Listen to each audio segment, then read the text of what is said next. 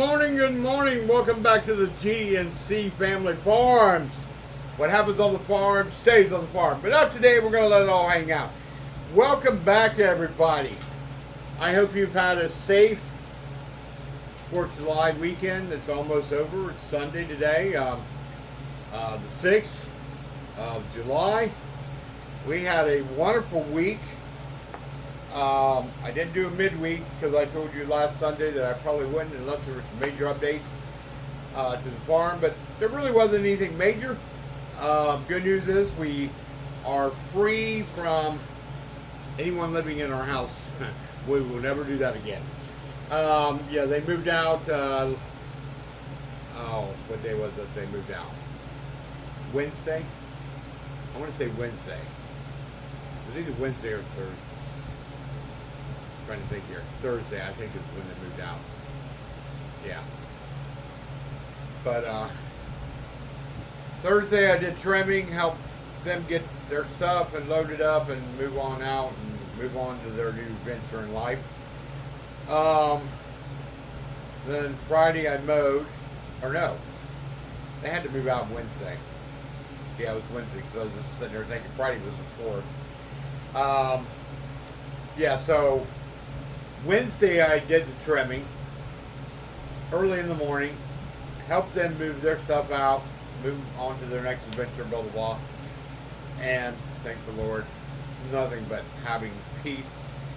It's just a whole different vibration in the house now. It's such a calming vibration, and so it's a peaceful and harmony. Oh, it's just great to have our home back. Never again. Done it. Nope. Never do it again. So Thursday I mowed the property, got it all done. Friday we went to the 4th of July, did our annual picnic, watching the fireworks. There'll be some videos here towards, be a brief video towards the end of the video here. The fireworks, and I didn't take any pictures of yesterday. We had, I think it was about 20 people here, family and friends, all came to the farm, and we had a 4th of July, I guess it would be the day after 4th of July cookout, but it was a great time. Everyone stayed for a good bit of time, and everyone had involved. Kids swim. Kids played in the sprinkler system. The kids played on the big swing that I hung up, got for the kids to swing. They played with toys. They got to feed the animals, and it was just a really great time. Got to see the grandbabies that we haven't seen for a while, and just a great time. All around great time. I want to talk to you about, I don't know if you've been keeping up with lately the news, but 47 are dead and dozens of girls are missing. I guess it was a summer camp that they were at in Texas. Flooding happened so fast that, flash flood happened so fast that they had no time to evacuate. I mean, it's a tragedy. It really, they had no warnings. This system came and just dropped biblical rains, caused the flash flooding. That's why, I always stress to people, if you don't know how deep the water is, don't try to go through it with a car, okay? Or a truck, or anything. Don't even walk in it, because you can be swept away just that fast. It might look calm, but it really isn't. And plus, there's all kinds of other dangers in the water. But I heard one of the accounts that husband woke his wife up and said, "We need to evacuate now. The water's rising." And by the time they got up, I don't know, we're talking seconds. They got to the car. By the time they got to the car, water was already filling up around the car, and he said, "Get out, climb the trees as fast as you can. Get up on the trees." And so he had got his family up on the trees, and but that's what flash flooding is. Whenever there's, especially us living along the Muskegon River, um, I'm constantly, whenever there's major rain coming in our area, I'm watching. I'm watching for what the condition of the river is going, uh, any flooding issues that might be coming up our way. Because we're here in the barn, as you know, we have freezers in here, we got refrigerators in here, we got equipment in here, um, so we have to get that stuff out of here as fast as possible, and try to get it to a safer location. Had the cable guy come today, and the reason he came today was because we moved the cable box from the people that were living here, and moved it out here to the barn, and it was already pre-wired, but it wasn't working, and it turns out it was just disconnected down into the main house because it runs from the house into the barn, and yeah. But yeah, I mean, whenever there's flooding or anything like that, we have to get stuff out of here as fast as possible. And that's what I was getting ready to say is, cable guy was here earlier, and I was moving the big freezer here, and the big deep freezer, tall boy, and I was thinking, I was like, I got some mixer pallets laying around. I really need to get that on a pallet, and having the forks on the bucket that I want to get, I could easily come in here, hook up, and get it out of here. And at least, because where the cottage is at, and if you've seen previous videos, you know where the cottage is at. That area is higher up a little bit, so I'm hoping that would be high enough. If not, then I will. Because if it's, you just got to be careful whenever you're around water, living by water. It doesn't matter if it's a small little creek, because small little creeks can turn into big rivers real quick. So we're seeing all kinds of wide ranges of temperatures, and like me and the cable guy was talking, and August is supposed to be really bad here in Ohio. We already got the humidity. Okay, that right there, it can be 80 degrees, but with the humidity on top of that, it feels like today it's going to be like 102 degrees. It's going to be 99 degrees plus the humidity, so boom, it goes right up. But anyways, we were talking, and he said that August is going to be we're going to see record-breaking high temperatures. Now, August is already hot enough here in Ohio. We already had we're still in a hot spell. I can't imagine beating any more records than what we've already beat. But, it's just crazy weather that we're living in. And,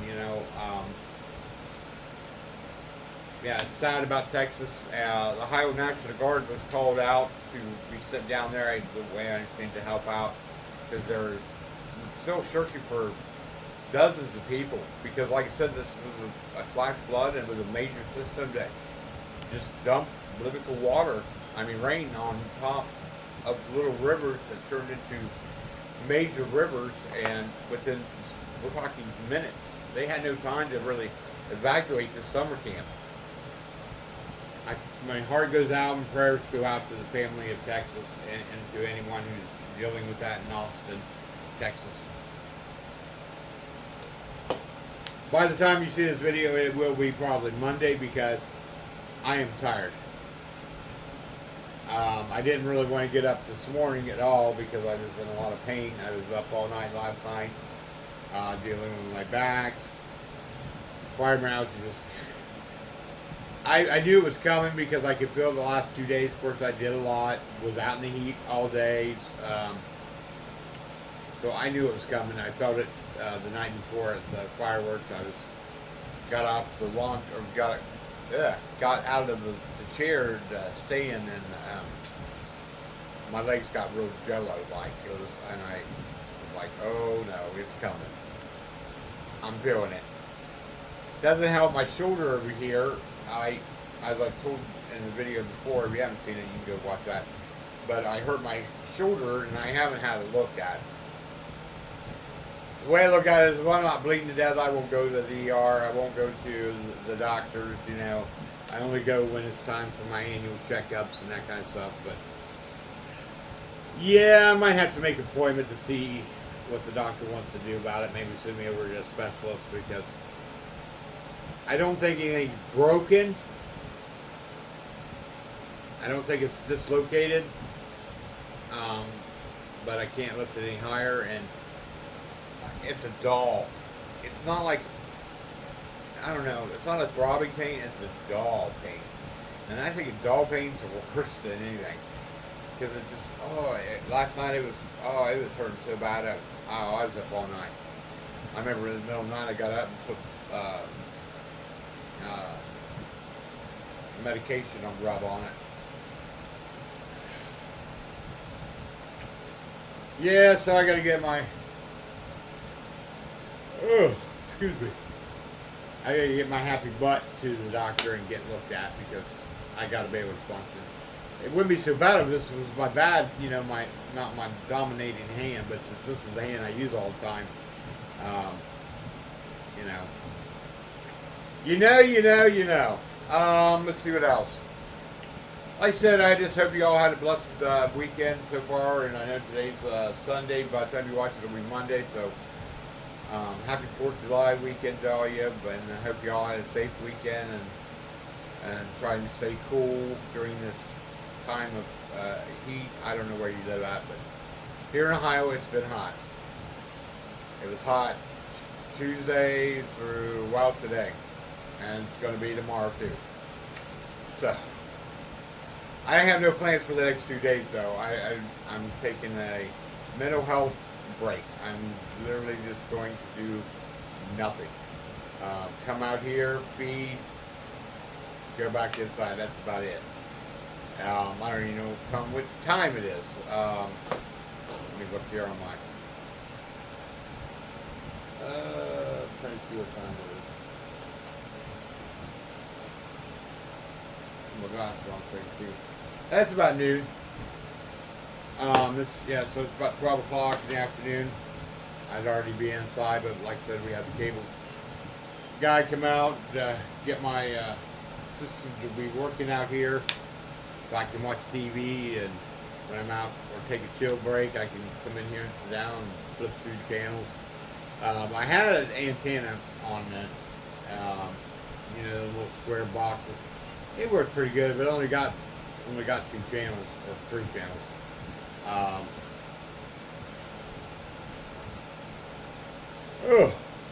Sorry, I'm tired today. I'm not gonna lie to you. I'm straight up tired. I got up yesterday at I don't know, 6:30. Put my homemade famous mac and cheese in the oven. Got it all. I boiled the noodles and everything, and then put it in the oven. And I came out here to feed the animals. Set up for the party. Did other things in between that, like setting up the sprinkler, make sure the pool's ready.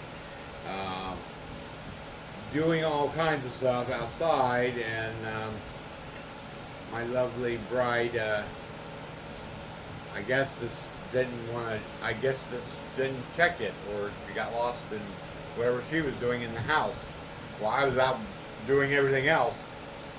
And so my famous mac and cheese got burnt, and I'm not happy about it. I really am not, because I was wanting some of it. It sounded so good, it smelled so good when I put it together. Yeah, it got burnt. I mean, extreme burnt. I popped my head in and I said, I need you to go check the mac, because I forgot about it. Because, like I said, I had to get tables set up. I had to get tablecloth set up. I'm doing all this stuff by myself. I'm doing all this stuff outside here. And so I popped my head in real quick, and I said, I need you to go check the mac and cheese, and if it needs to be covered, cover it up. Well, she said, well, when I came in, I don't know, it was like maybe an hour later, and I came in and she said, get out of here, you fly. She said to me, the mac and cheese got a little brown. Well, I opened one up. I didn't look at the other because I had two trays. I opened the first one. It was kind of on the dark side, but not burnt. It didn't look burnt, but it did have a burnt taste when I ate it. And then I couldn't figure out why no one ate out of the second pan while I didn't look outside out at the party time. I just assumed no one wanted to eat more mac and cheese. I came in here to put it away and put it in containers. I zipped it back to tin foil. Then I saw why no one ate that mac and cheese. It was burnt. I mean, it was burnt. I'm not talking brown. I'm not talking dark or light black. I'm talking burnt. And I was so disappointed, so heartbroken. I really was. It really just. I'm like, all that hard work I did that morning to get it put together, and it's not something. It's not like Kraft mac and cheese. You got a box, you open it up, put the noodles in, got your little cup of milk, and got your little bit of butter, and you just stir it together, and you just put that powder stuff on. That's a lot of work, especially when you got a bad arm, and you have to stir the stuff with your bad arm because I can't stir with this hand. I can use it to lift stuff, but not stir. So I went through pain with that, trying to stir all that, the 2 pounds of noodles. Yeah, 2 pounds of noodles, not 1 pound, 2 pounds of noodles. I don't know how many bags of cheese I used. And the milk and the butter, salt and pepper. I mean, it was tasting good.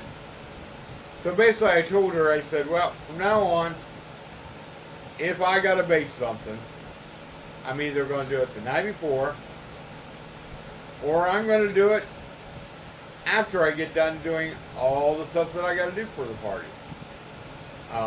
Because not only do I set it up, the party, I have to tear everything down. I take everything and gather it up, bring the laundry, tablecloths in and wash them, and take, trash. I mean, you don't know how much work goes into having one event here on the farm, and only having really one person do it all. It is a lot, and I mean a lot of work. But the trade-off is everyone has fun, and that's the best part. To me, that's the best part. But no one understands what really goes into having one of these events on the farm. Not only am I trimming the property out so it looks nice and pretty for everybody, but I'm mowing. So that way all the trails are nice and clear so everyone can go have a nice time out in Mother Nature. Then I gotta make sure the pool's ready. I gotta make sure all the lights are working. I gotta make sure the surge protectors are turned on. Heating pads set up, and you gotta grill the hamburgers and the hot dogs. And my wife's like, she's like my little bride. She's like, and everyone you all keep coming back for October party. And I'm like, oh my gosh, sorry. I'm just sitting over there going, oh no, I don't want to do it. I don't, like I said, the trade-off is everyone has fun. Okay, that's great. But it's a lot of work. It really is a lot of work that goes on behind the scenes. But it is what it is, and I've learned to deal with it.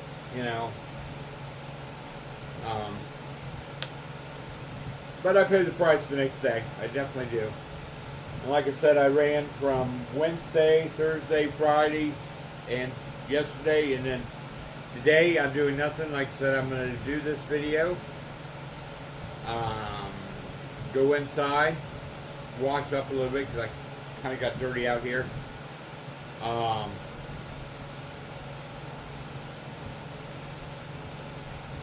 I ain't doing anything else today. I said, I'm done. Stick a fork in me. It's been grand. got a mosquito bite right here on my forehead, and I think it was a mosquito bite. It could have been where I was sweating so much the last couple of days too, so I don't know. It could be either one. All right, I'm just going to do this real quick, and then I'm going to let you all get back to enjoying your Monday afternoon, evening, whenever you see the video. I know I'll put it up tomorrow morning when I get done feeding the animals and go back inside for my mental health check day.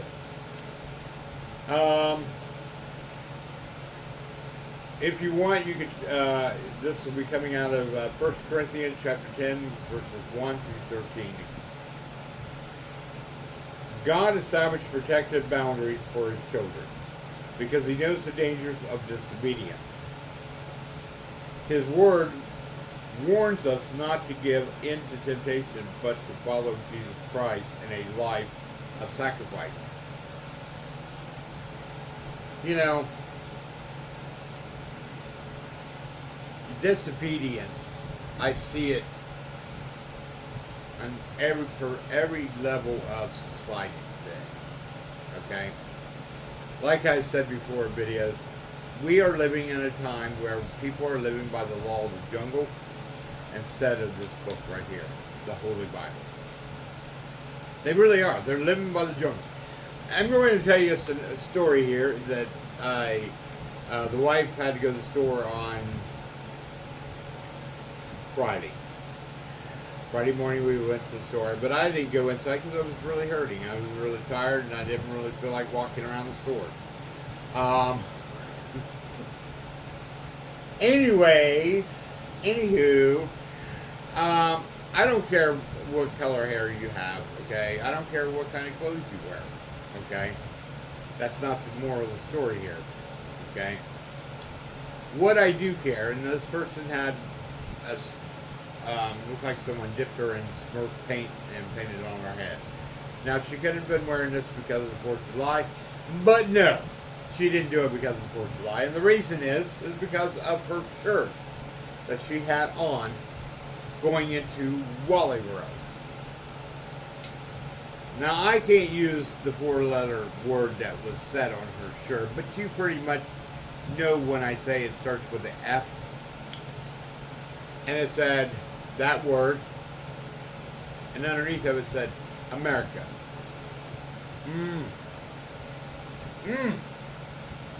That's what I'm talking about, disobedience. God warns us about disobedience. Parents let their children do whatever they want. Now, this person probably was in her early 20s. I'm going to say she was probably in her early 20s. And I thought to myself, I'm like, how dare you wear a shirt on the 4th of July, our country's Independence Day, that you wear a shirt stating that statement. Now, a lot of people say, well, you should have figured out because our color of our hair. Hey, like I said, it was 4th of July. Some people do some strange things. They want to color their hair. Maybe they want, I don't know.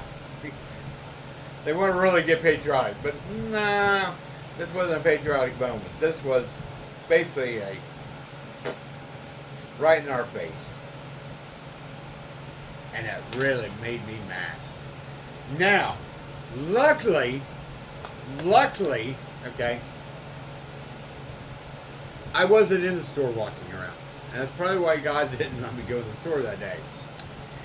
Because if I had crossed her path, or she crossed my path, whichever way we're going, okay, I know, without a doubt, I would not just walk by and allow that to go on. Our country, Independence Day, you wear a shirt like that. That is my blood was boiling, okay? Because I think about all the men and women who have sacrificed for our country's freedom.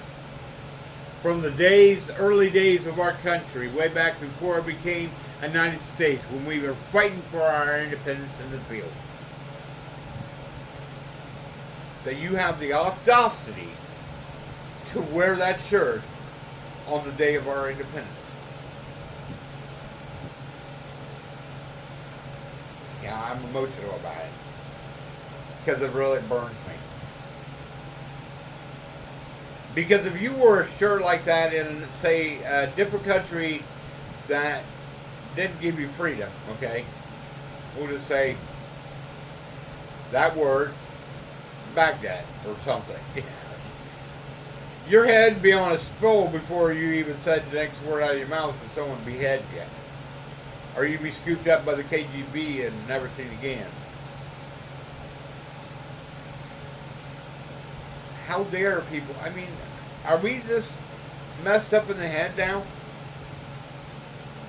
That you have the right to go in that store and buy whatever you want. No government going to dictate to you that says, hey, you can't buy that. Now I'm getting way off on the topic, but I just think about my dad, my grandfather, my grandfathers, even my grandmother. Technically, she didn't serve in the war, but she served for the war, World War II, word I'm looking for. She helped with the manufacturing of stuff for the war. So she did her part. I think about all the men and patriots who stood up against the king and said, no more. They gave up everything for our freedom. They gave up their riches. A lot of them, their homes were burned to the ground. Some of them were killed.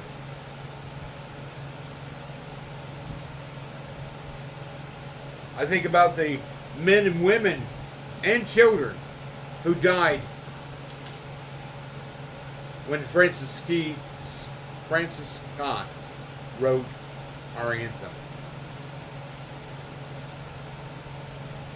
Because he looked over and the British said to him, we'll have that flag down by morning. And he kept reporting back, where's the flag at? Where's the flag at? The Patriots down below in the prison ship. It's still flying. I don't know how, but it's still flying. When Francis Scott the next day went into the port and saw how that flag was still able to fly,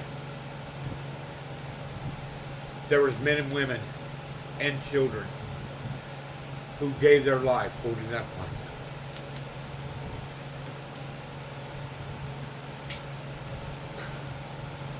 Fighting the battle against sin. And that's what we are in today. We are fighting a spiritual battle against sin.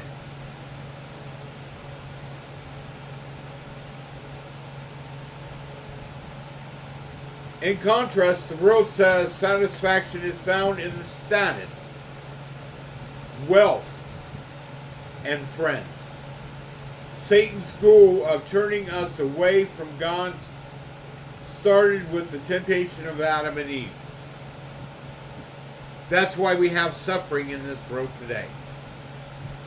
Because Eve took the forbidden fruit. That's why a mother who gives childbirth has the pain that she has. The Creator had given them access to every tree in the Garden of Eden except one. The first man and woman stepped outside the limits set by the Lord, ate the forbidden fruit, and became separated from Him. Satan uses doubt. Has God said deceit? You surely will not die, and self-delusion. You will be like God. To achieve an aim.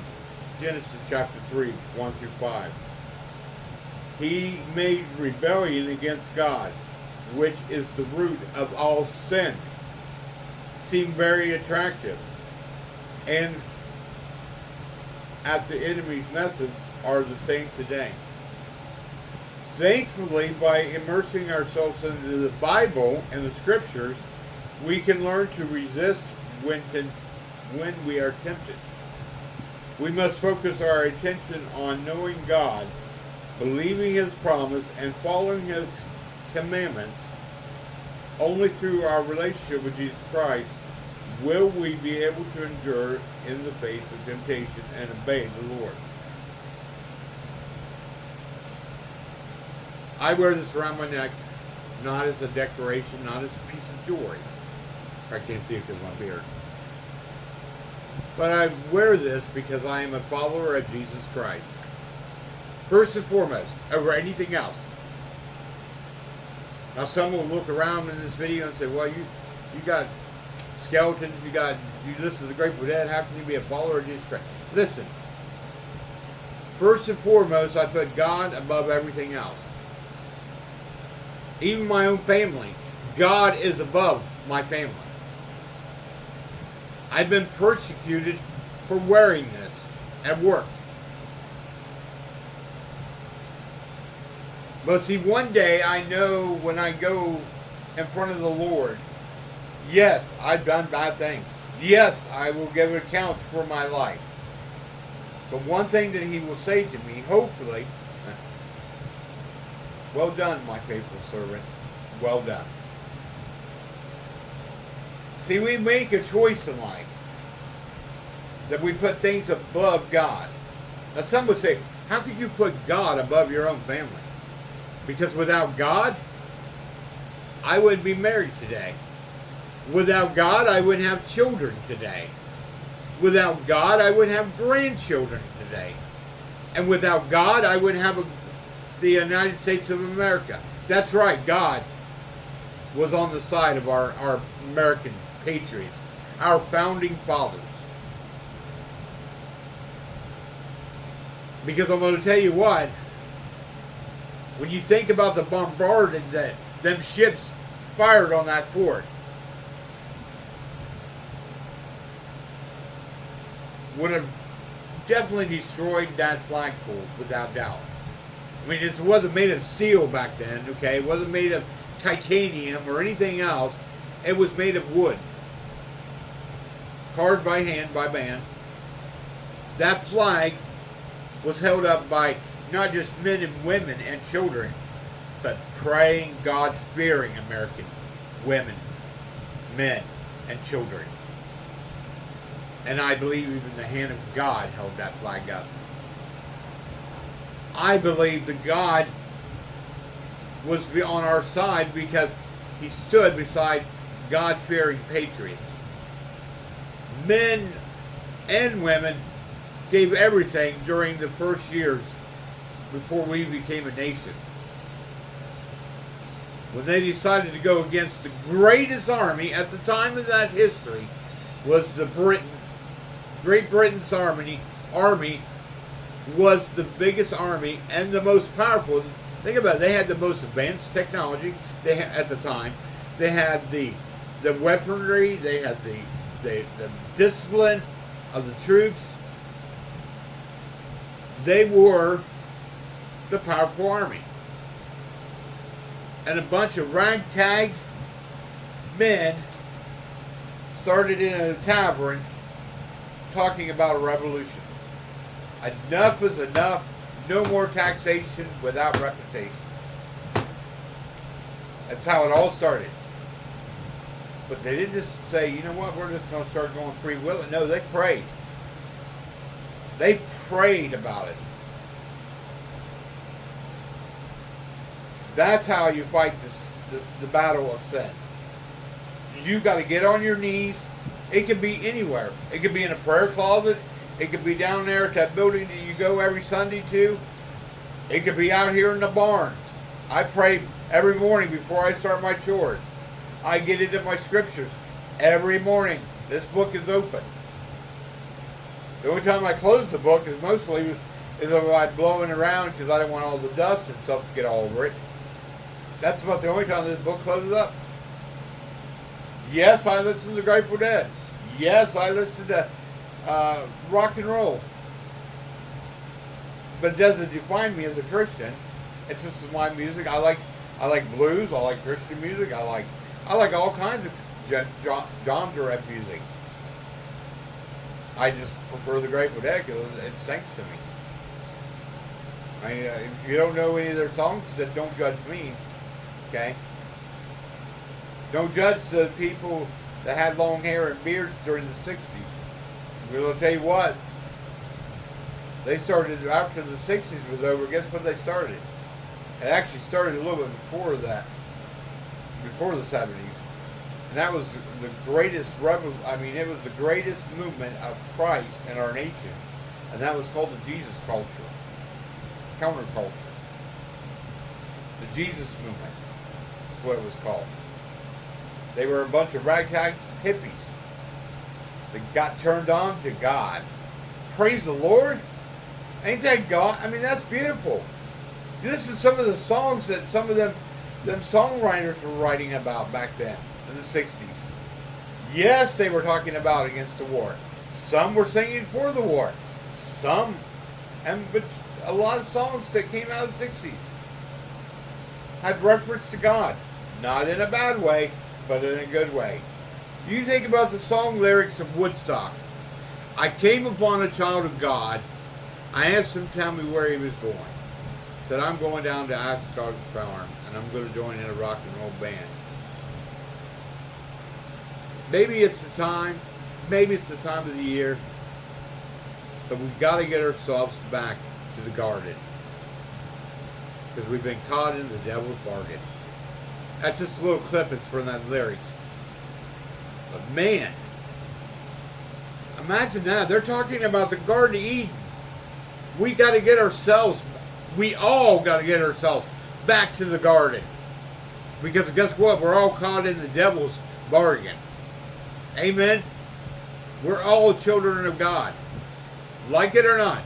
Atheists, people over here on this side of the field that wear shirts that says this country and wear, furries.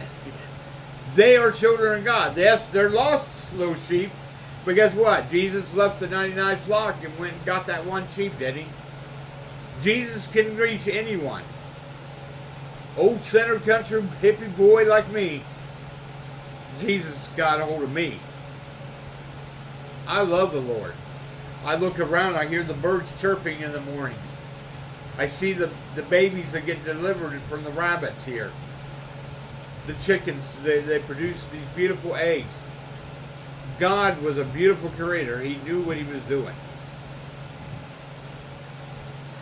We are fighting the battle against sin. Every day I wake up, I put the shoes on the same way you do. Probably, maybe not always underwear.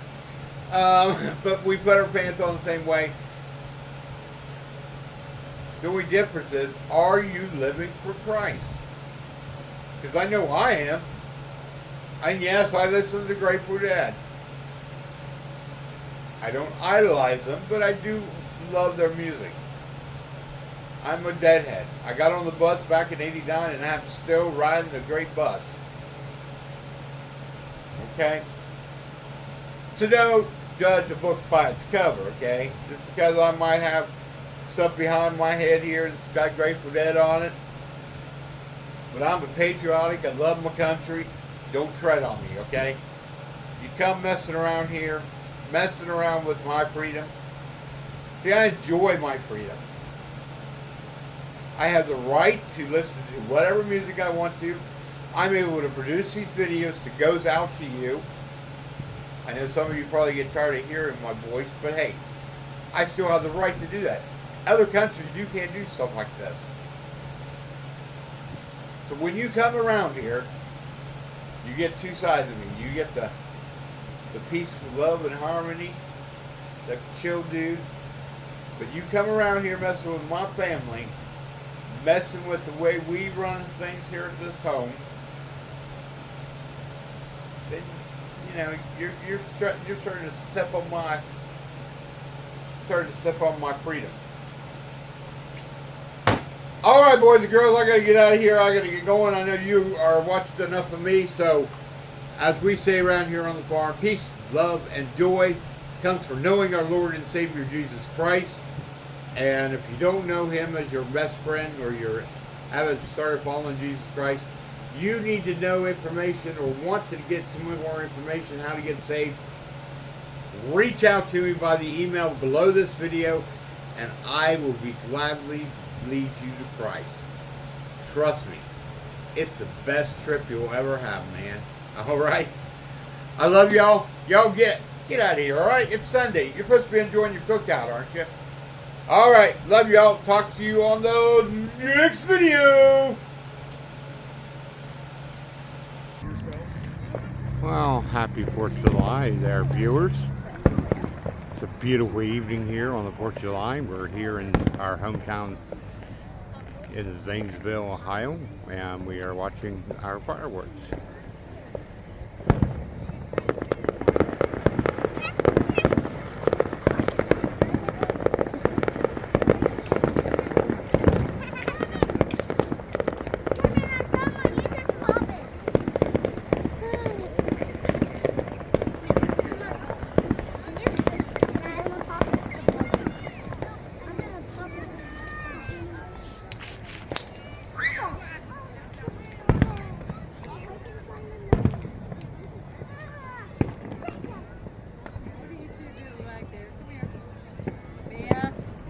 Not supposed to be in. You guys missed a happy face. It was a happy face. Yeah, you're just happy. You keep missing everything. The fireworks are right there. You're missing it. I know, I saw the happy face. There it is again.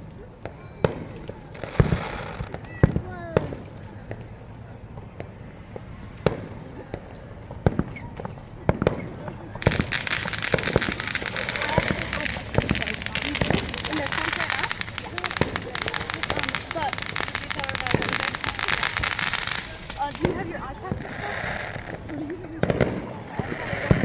I got my phone. And somebody's not going to be using my phone. It's going to be using Anna's. Just bring it. What kind of phone do you have?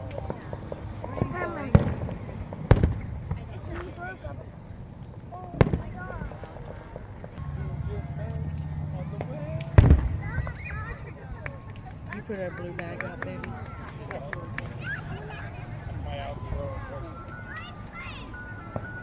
Baby, go eat.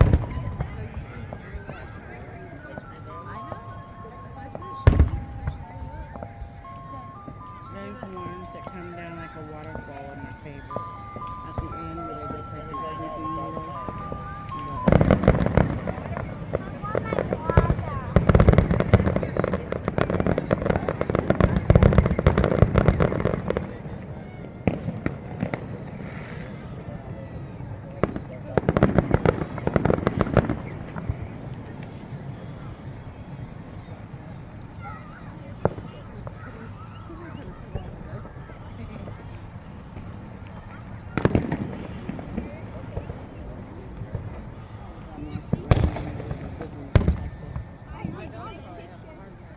That's how Katie May probably is. This is the first time she's had fireworks. Kate, Dipsy.